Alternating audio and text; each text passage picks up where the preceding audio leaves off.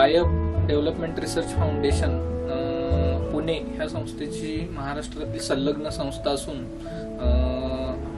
मित्र संस्थेचं जवाहर हे ठाणे जिल्ह्यातलं एक नॉलेज सेंटर म्हणून विकसित केलेलं केंद्र आहे आणि ह्या ठिकाणी green and applied technology resources centre असा एक वेगळा उपक्रम सुरू केलेला आहे। ह्या GATRC ग्रीन टेक्नॉलॉजी सेंटरची जी उद्दिष्ट आहेत, एक तर अल्प खर्च आधारित शाश्वत शेती तंत्रज्ञानाचा अभ्यास प्रचार प्रसार, त्यानंतर अशी काही वेगळी पिकं घेता येतील का ह्या आदिवासी भागामध्ये त्याच्या संदर्भातला अभ्यास आणि प्रात्यक्षिक, त्यानंतर तिसरा सर्वात महत्वाचा उद्देश म्हणजे लोकांचं जे पारंपरिक ज्ञान आहे त्याचं संकलन करणं, त्याचं दस्तऐवजीकरण करणं, अशा 3-4 उद्दिष्ट घेऊन ग्रीन टेक्नॉलॉजी सेंटरचं काम सुरू झालं। हे संशोधन लोकांच्या बरोबर केलेलं हे पुन्हा समाजाला कळावं ह्यासाठी मेळावे प्रदर्शनं घेऊन ते ज्ञान पुन्हा लोकांसमोर पोहोचवायचा आपला प्रयत्न सुरू आहे।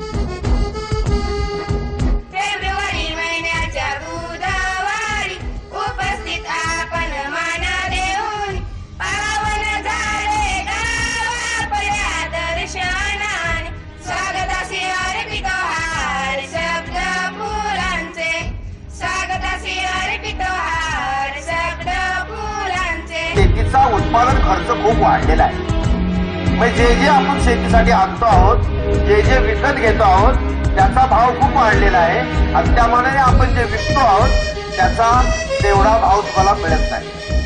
म्हणून शेती तयार करण्यासाठी शेतीचा कसण्याचा आणि त्याला लागणाऱ्या जे काही तुम्ही बाजारात विकत आणता त्या सर्वांचा ताळमेळ बसत नाही आणि मग शेती करणं परवडत नाही। जे तुम्ही बाजारातून विकत आणता ते विकत आणण्यापूर्वी खरंच गरजेचं आहे का? ते आणलंच पाहिजे का? त्याच्याशिवाय आपल्याकडे काही स्थानिक पर्याय आहे का? मग ते बियाणे घेताना असू, रासायनिक औषधे घेताना असू, खतं घेताना असू, शक्यतो बाजारातलं काहीही विकत आणायचं नाही असा जर आपण पण केला तरच ही शेती परवडणार आहे। अन्यथा दुकानदाराची दुकाने भाड्याचं काम होईल पण शेतकऱ्याला काही शेती करायचं परवडायचं नाही। म्हणून आपल्याला कमीत कमी बाहेरच्या गोष्टी विकत करायला लागल्या पाहिजेत आणि तरच आपली शेती परवडू शकेल, तरच भविष्यात आपल्याला शेती करता येईल आणि तरच तुमच्या खिशात 2 पैसे राहू शकतील। म्हणून माझ्या या बंधू भगिनींना सर्वांना विनंती आहे की आजपासून आपण आपल्या काळ्या आईला जपायला शिकूया। तर ज्याने ज्याने म्हणून तुमची जमीन खराब होते आहे ते जमिनीमध्ये टाकायचं बंद केलं पाहिजे। मग ती रासायनिक खतं असू दे, कीटकनाशक असू दे, तणनाशक असू दे किंवा तुमच्याकडे उतार खूप असल्यामुळं पावसाबरोबर पाणी वा माती वाहून जाण्याचं असतं, हे सगळं थांबवलं पाहिजे। जे म्हणून सेंद्रिय पदार्थ जमिनीला तुम्ही देऊ शकाल ते भरपूर प्रमाणात द्या आणि शेतीचा उत्पादन खर्च कमी आणा। शेतीबरोबर बाहेर स्वावलंबी जास्तीत जास्त करा। म्हणून स्थानिक व्हरायटी, तुम्ही ज्या स्थानिक व्हरायटी जपण्याचं काम करतायत, खरं म्हणजे मला तर वाटतं भारतातली शेती सुद्धा आदिवासींनी जपून ठेवलेली आहे।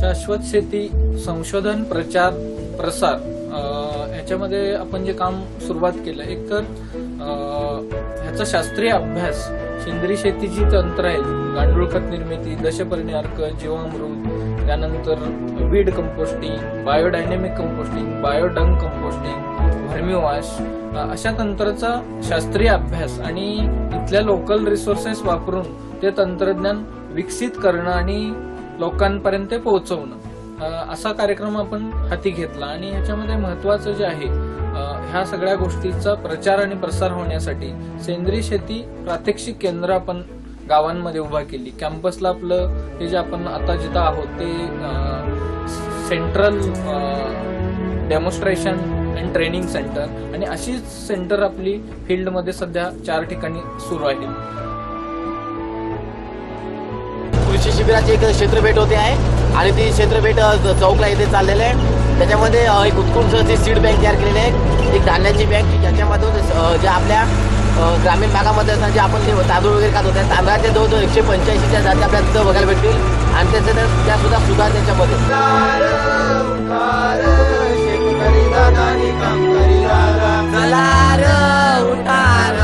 शेतकरी दादाने काम करी दादा. आपण जर गावात गेला आपल्या ह्या अशा जाती आहेत आणि असं करायचं आहे तर ते आपले लोक साथ देणार नाही. त्यासाठी आधी आपण केलं पाहिजे. तर ते सगळ्या गोष्टी मी आधी केल्या. वर्मी वास्तू जसं सांगितलं तसं आधी मी केलं, नंतर लोकांना दाखवलं आणि लोक माझ्याकडे धावत आली. आणि फुटव्याला पण चांगल्या आहेत, रोग किडीला प्रतिकारक आहेत. आता बगड्या तांबेरा हा रोग गावरान जातीवर येणार नाही, संकरित जातीवर लवकर येईल. त्याला खत आणि कीटकनाशक लागतातच. जर खत संकरित जातीला दिलं नाही त्याला उत्पन्न चांगलं येणार नाही. तुम्ही प्रयोग करून बघा, दुकानातून विकत जाणार संकरित आणि ती लावून बघा तुम्ही, त्याचं उत्पन्न आणि आपली गावरान जातीचं उत्पन्न बघा, असं गावरान जातीचं जास्त दिसेल.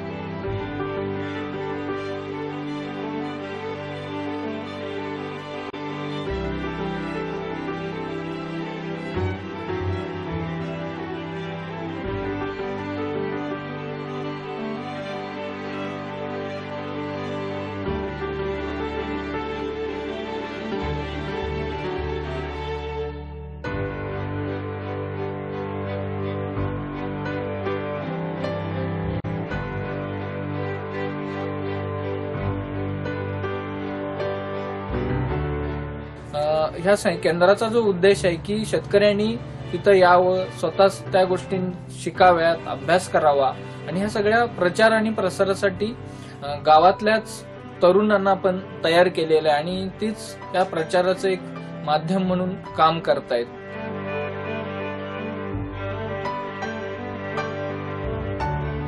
मी आज बायप संस्थेमध्ये काम करत आहे. तिथे मित्रा संस्थेने सेंद्रिय शेती हा प्रोजेक्ट घेतलेला आहे. त्यामध्ये गावरान बियाणे, जीवामृत वगैरे, वर्मी वॉश, गांडूळ खत हे शेतीला पूरक असणारे आणि आवश्यक असणारी पुढील काळाची गरज आहे, हे शेतकऱ्यांनी केलं पाहिजे.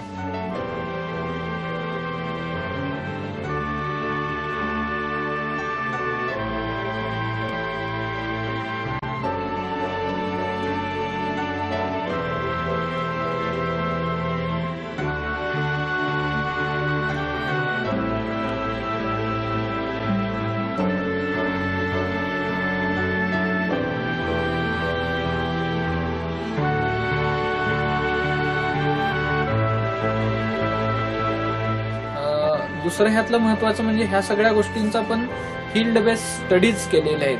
प्रत्यक्ष ते टेक्निक लोकांना शिकवणं, त्याची डेमॉन्स्ट्रेशन घेणं, प्रत्यक्ष शेतांवर त्याचे प्रयोग करणं आणि मग त्यातून ज्या गोष्टी हाती येतील, जे अभ्यास पुढे येईल, त्या सगळ्याचा अभ्यास, लोकांची मतं आणि इथली स्थानिक परिस्थिती या तिन्हींचा मेळ घालून ते तंत्रज्ञान विकसित करणं आणि लोकांपर्यंत पोहोचवणं. आता ह्याच्यामध्ये आज आपण जवळजवळ 4,500 ते 5,000 लोकांपर्यंत ह्या सगळ्या गोष्टी पोहोचवू शकलो आणि हे तंत्रज्ञान आहे ते शाश्वत तंत्रज्ञान आहे. पुढच्या काळात लोक हे स्वतःहून तयार करू शकतात, वाढवू शकतात आणि त्याचा वापर ही चांगल्या प्रकारे होऊ शकतो, हे लक्षात एकंदरीत 4-5 वर्षाच्या अभ्यासानं आलेलं आहे.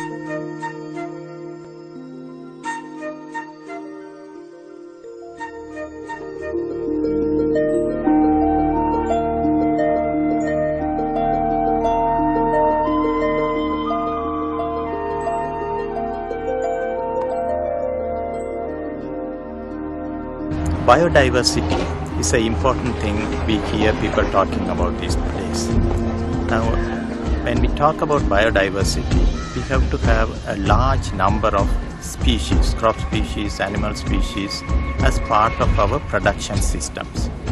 in recent times, what we see is that we are emphasizing on few crops, and farmers are depending on a very few number of crops. नमस्कार. बायप मित्र संस्था ही गेली 1993 पासून जव्हार विभागात काम करत आहे. जव्हार विभागात काम करत असताना वेगवेगळे विकासाचे कार्यक्रम राबवत आहे. हे विकासाचे कार्यक्रम वाढी प्रकल्पाच्या माध्यमातून, फलोत्पादन लागवडीच्या माध्यमातून राबवत असताना लोकांच्या जीवनमान सुधारण्याच्या दृष्टीने आता फायदा होत आहे. त्याशिवाय लोकांना उत्पन्नाचं स्रोत यातून मिळालेलं आहे. हे काम करत असताना असं आमच्या लक्षात आलं की या विभागामध्ये काही दुर्लक्षित फळे, दुर्लक्षित पिके, दुर्लक्षित भाजीपाला यांच्याकडं जास्त लोकांच्या उत्पन्नाचा कल नाही आहे. तर त्या दृष्टीने त्याबद्दल लोकांच्या जनजागृती कशी करावी या दृष्टीने आम्ही या ठिकाणी जव्हार भागात एक कार्यक्रम घेतला. तर कोडी प्रकल्प या अंतर्गत हा प्रकल्प गेल्या वर्षभरापासून आमच्या इथे चालू आहे आणि ह्या प्रकल्पाच्या माध्यमातून वेगवेगळे कार्यक्रम या भागामध्ये आम्ही सुरू केलेले आहेत.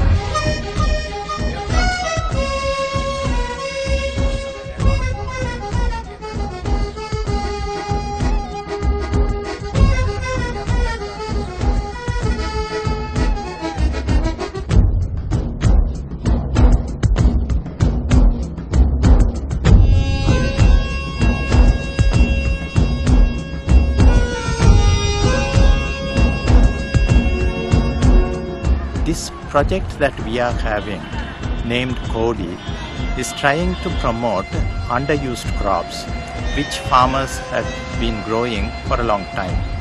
Unfortunately, nowadays the importance on those crops has gone down, and the dependence of farmers is mostly on a very few crops.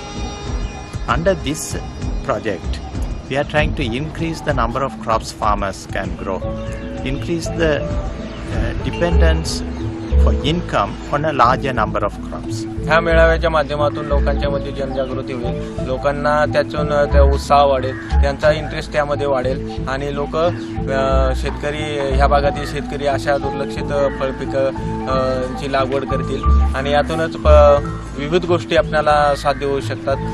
पर्यावरणाचा विकास होईल, त्याचबरोबर लोकांच्या उत्पन्नामध्ये सुद्धा वाढ होईल. अशी काही छोटी पिकं आहेत की त्या उत्पन्नाच्या माध्यमातून त्यांना जास्तीत जास्त उत्पन्न घेऊन पैसे मिळवता येतील, काही प्रक्रिया पदार्थांवर करता येईल. या दृष्टीने विविध तज्ज्ञांचं सुद्धा मार्गदर्शन केलेलं आहे आणि हा एक चर्चासत्राच्या माध्यमातून लोकांना ह्या मेळाव्यातून नक्कीच त्यांच्या ज्ञानामध्ये वाढ होईल. त्याचबरोबर लोकही अशा प्रकारे पिके करण्यासाठी जागृत आहेत.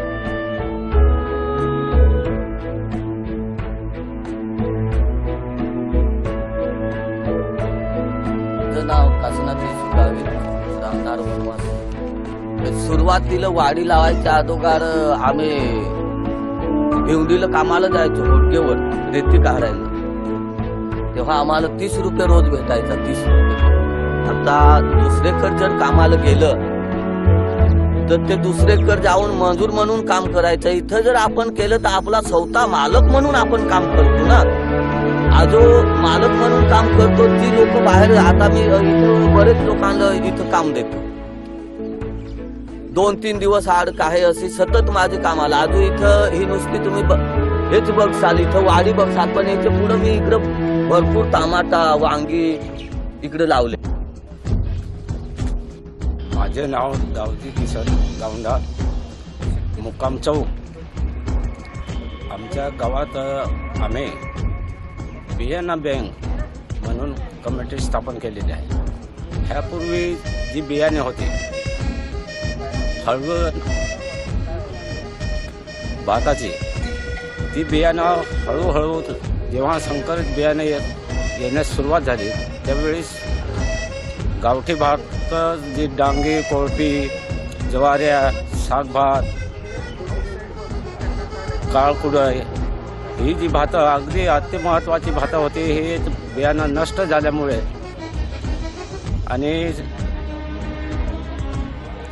जास्त करून आपल्या रासायनिक खताचा वापर झाल्यामुळे आमची जागा अतिशय म्हणजे खराब झाली त्यानंतर आम्ही कमिटी स्थापन करून आणि आम्ही ज्या जुन्या जाती होत्या त्या पुन्हा उपलब्ध करून आणि बियाणं बँकेमार्फत आम्ही प्रत्येकाला पाव किलो बियाणं वाटप केलं. माझे नाव सुशीला भारत पटारा, राहणार खुडेत माहलेपाडा या गावची मी. आम्हाला बायकडून आंबे काजूची वाडी दिली, तर त्याच्यापासून काजूच्या बिया आम्हाला निघतात, त्या आम्ही बाजारात विकतो, मग आम्हाला त्याचाही फायदा होतो. आणि आंबेसुद्धा आम्ही विकतो बाजारात, त्याचाही फायदा होतो. आणि त्या वाडी बनवली, म्हणजे त्याच्यामध्येच आम्हाला इंजिन भेटलं आणि त्याची मोटार पण भेटली. असे वेगवेगळे फायदे होतात. असे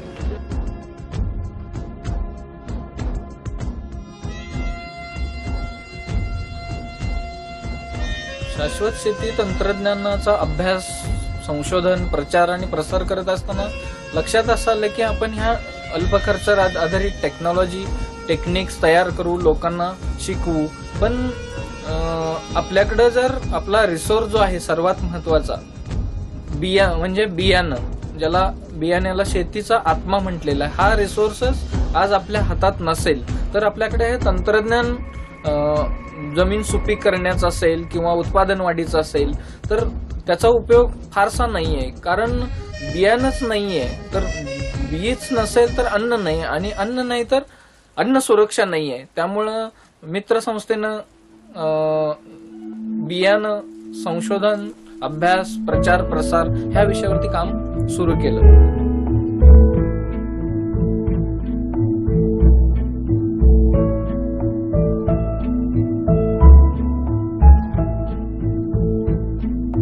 ही जी रिंग पद्धत आहे, हे आता हे मागच्या वर्षाचं कंपोस्ट आहे.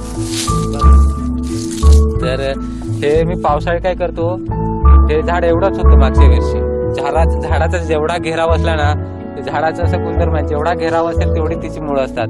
मागच्या वर्षी याची मुळं इथं होती, तिचं त्याला रिंग टाकून त्याच्यात काडी कचरा, कंपोस्ट, शेणखत असं टाकून आणि तो रिंग भरून घेतलेली होती. तर त्याच्यामुळे ते कुजलं पावसाळी, आणि नंतर मग तिथंच गांडूळ आकर्षित होऊन आणि तिथंच झाडाला खत मिळालं. मित्र संस्थेनं ह्या विषयावरती काम सुरू करायचं ठरवलं आणि 2006-07च्या दरम्यान ह्या विषयावरती काम सुरू केलं. हे करत असताना पहिल्यांदा स्थानिक जातीचा सर्वे असेल, त्यानंतर दुसरा भाग हाती घेतला की लोकांच्या बरोबर चर्चा, त्यांनी जी माहिती सांगतायत त्या जातींबद्दल त्याचं संकलन, त्या जाती कुठं आहेत सध्या उपलब्ध त्याचा सर्वे, ते जाऊन शेतांवर त्याचं ज्ञान संकलन, माहिती संकलन, त्यानंतर त्याच्या बियाण्याचे सॅम्पल कलेक्शन केल्यानंतर पुन्हा त्याचे शास्त्रीय प्रयोग लोकांच्या शेतावरती, अशा पद्धतीनं काम ते सुरू झालं. आणि हे करत असताना आपण पारंपरिक ज्ञान आणि शास्त्रीय ज्ञान ह्या दोन्हीची सांगड घातली आणि त्यानुसार ते काम सुरू केलं. आणि हे करत असताना प्रयोगशाळेतल्या संशोधनापेक्षा लोकांच्या शेतावरची संशोधन असा विषय आपण हाती घेतला. आणि ह्या प्रत्येक संशोधनाच्या कामामध्ये लोकांना सामावून घेतलं गेलं आणि प्रत्येक स्टेजमध्ये त्यांना ते आपण दाखवत पुढे गेलो.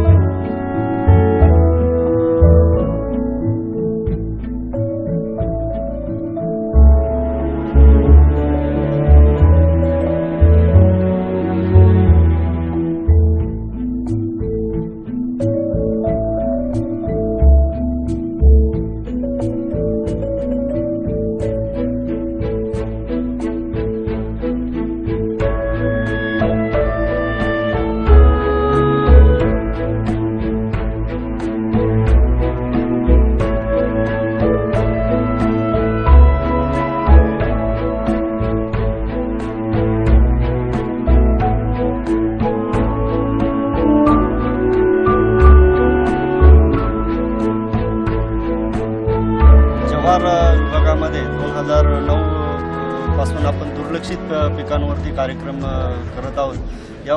यामध्ये मुख्यतः जे जांभूळ, त्याचबरोबर चिंच, फणस या दुर्लक्षित पिकांवरती आपण कार्यक्रम राबवत आहोत.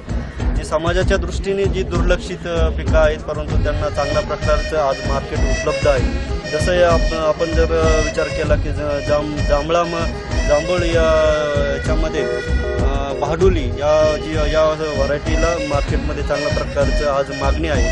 त्याचबरोबर या जांभूळ बहाडुलीची जी जात आहे त्यामध्ये जर जांभूळ जर आपण पाहिलं तर 20 ते 25 ग्रॅम इथपर्यंत त्याचं वजन आहे. त्यामुळे मार्केटमध्ये 100 ते 200 रुपये किलो या पद्धतीने विकले जाते आणि एक जांभळाचं झाड साधारणपणे 5 ते 6 हजार रुपये आज शेतकऱ्याला उत्पन्नाचं साधन म्हणून या भागामध्ये विकसित होऊ शकतं.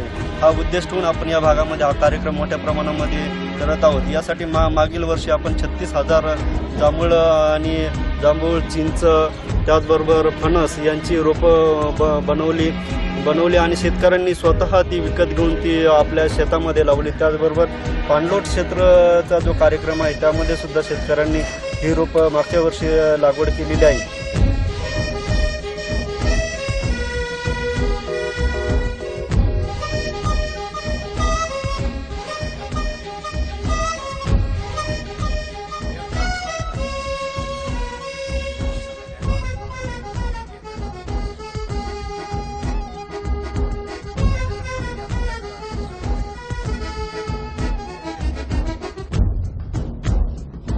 हम लोगों ने मध्य प्रदेश में बहुत सारे अंडर यूज क्रॉप्स जो है उनको आइडेंटिफाई किया है, लाइक सीताफल हो गया, जामुन है, करौंदा, इमली, बेर, और उसके लिए फार्मर्स को और उनकी वाइफ को ट्रेन करते हैं कि किस तरह से उनके जो वैल्यू एडेड प्रोडक्ट्स है, प्रोसेस प्रोडक्ट्स है, वो लेकर वो खुद के लिए भी यूज़ कर सकते हैं ताकि उस पेड़ों को आगे नुकसान ना पहुँचाए और उनको और लगाए. उसके अलावा मार्केट तक उनको कैसे पहुँचाया जाए ताकि एक्सेप्टेबिलिटी लोगों में भी बढ़े. इसके लिए हम लोगों ने बहुत सारे प्रोसेस प्रोडक्ट्स के लिए ट्रेन किया, जैसे कि इमली का जैम है, इमली की चटनी है, वुड एप्पल कैथा जैसे कभी उसकी चटनी, उसका जैम, और भी अलग अलग प्रोडक्ट्स जैसे कि हम लोग ट्रेडिशनली जो यूज़ करते हैं वो है पिकल्स, अचार जो हम यूज़ करते हैं. उसमें करौंदे का अचार कैसे बन सकता है, इमली का, बेर का अचार, ये सारे प्रोडक्ट्स के बारे में हम लोग उनको जानकारी देते हैं. उसके अलावा अभी हम लोग प्लानिंग कर रहे हैं करौंदा का जो अचार है उसको मार्केट में इंट्रोड्यूस करने के लिए ताकि उसका आगे बढ़ा सकें.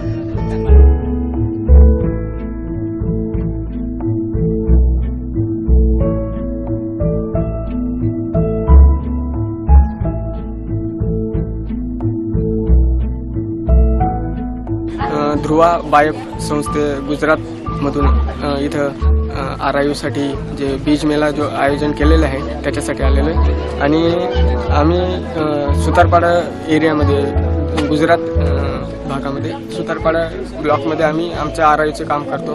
त्याच्यामध्ये विविध SHG ग्रुप आणि शेतकऱ्यांकडून आम्ही आमच्या RIUचे जे रिसर्च इंटू यूजमध्ये हे इम्प्लिमेंटेशन केलेले आहे. कंद प्लांटेशन, परत नागली पापडी बनवायचं, खरसाणी चटणी बनवायचं, करवंद पिकल कसे बनवतात ते आम्ही ट्रेनिंग आणि ग्रुप डिस्कशन घेतो आणि मॉनिटरिंग करतो.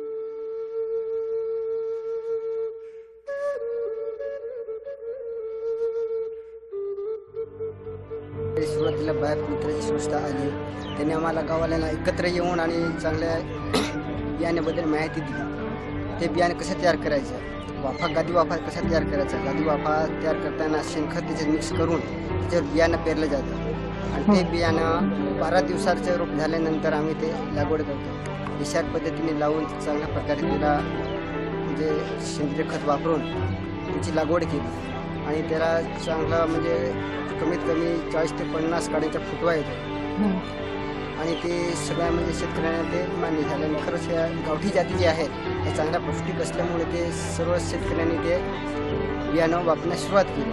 आणि ते हायब्रिड बियाणं जे असतं त्याला कसं उत्पन्न जास्त असतं, परंतु ते कसं त्याच्यामध्ये रासायनिक खत वापरलं जातं आणि ते रासायनिक खताचा वापर केल्यानंतर जागा नापीक बनते, त्यामुळे ते आम्ही सोडलं आणि सेंद्रिय खताकडे वळलो. सेंद्रिय शेती म्हणून आमच्याकडे बहुतेक शेतकरी करू लागले. आणि त्याचा मोठा फायदा असतो. म्हणजे कसं जर पाऊस कमी पडला तरीसुद्धा ते सेंद्रिय खतामध्ये शेती तयार होते. माझे नाव निर्मला शकाराम पवार. आम्हाला म्हणजे हे जिथून बाईकवाले म्हणजे आमच्याकडे हे द्यायला आले वाड्या चिकू म्हणजे आंब्याचे काजूचे प्रकल्प. हा प्रकल्प. त्यांनी आम्हाला आंबे दिले काजूची झाडं मोगरा दिला पण अजून त्याच्यातून काही उत्पन्न नाही म्हणजे लहान आहे तसं. आणि आम्ही भाजीपाला लावलेला आहे वांगी दुधी टोमॅटो त्याच्यातून आम्हाला थोडं थोडं उत्पन्न मिळतं. आम्ही ते बाजारात नेऊन विकतो आणि त्यातून आम्हाला थोडासा फायदा होतो.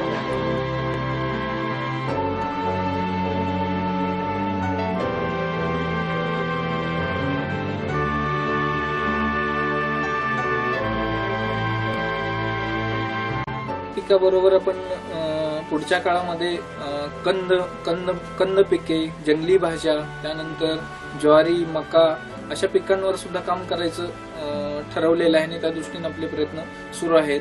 जसं ठाणे जिल्ह्यात हे कामाचं आपण उभारणी केली तसंच काम चंद्रपूर गडचिरोली असेल त्यानंतर नंदुरबार असेल अशा ठिकाणी काम करायचं प्लॅनिंग आपण केलेलं आहे. जसं आपण संवर्धन संरक्षण ह्या गोष्टींचा विचार केला तर पुढील काळात ह्याच्या उत्पादन वाढीसाठी सुद्धा प्रयत्न करायचे आणि यील्ड इम्प्रूव्हमेंट प्रोग्राम राबवणं हे काम आपण आता ह्या सीझन पासून हाती घेतोय. त्यानंतर पोषक तत्वांचा अभ्यास काही जाती याच्यामध्ये पोषक तत्वांच्या दृष्टीने महत्वाच्या आढळलेल्या येतात तर त्या जातींचा न्यूट्रिशनल अनालिसिस किंवा पृथक्करण करून त्याला सुद्धा प्रमोट करणं पुन्हा याच्यामध्ये जेणेकरून ह्याला मार्केट व्हॅल्यू चांगली येईल. मार्केटच्या दृष्टीने लोकांचे गट तयार करणं आणि मार्केटपर्यंत त्यांच्या सॅम्पल पोहोचवणं प्रदर्शनाच्या माध्यमातून महाराष्ट्राच्या ठिकठिकाणी ह्या सेंद्रिय शेती आणि बियाणे संवर्धनाच्या संदर्भात जाणीव जागृतीचे कार्यक्रम घेणं हे कामही आपण मोठ्या प्रमाणात पुढे हाती घेतोय. ह्याच्यासाठीचे डॉक्युमेंट्स तयार करणं व्हिडिओ फिल्म्स सतत काही तयार केलेले आहेत आणि पुढच्या काळात हे सगळं व्यवस्थितपणे पॅकेज ऑफ प्रॅक्टिस म्हणून वापरता येईल आणि हा पॅटर्न महाराष्ट्राच्या वेगवेगळ्या ठिकाणी आणि दुसऱ्या राज्यात सुद्धा वापरता येईल. त्या दृष्टीनंही तसे डॉक्युमेंटरीज बनवणं जेणेकरून हा कार्यक्रम महाराष्ट्र आणि देशाच्या वेगवेगळ्या ठिकाणी राबवला जाऊ शकतो आणि ह्याच्यातून ह्या जातींचं संवर्धन संरक्षण होईल मातीचं संवर्धन होईल सुपीकता वाढेल आणि एक शाश्वत विकासाच्या दिशा आणि शाश्वत शेती आणि स्वयंपूर्णता ह्या गोष्टी ह्यातनं निश्चितपणे होतील असा अंदाज आहे.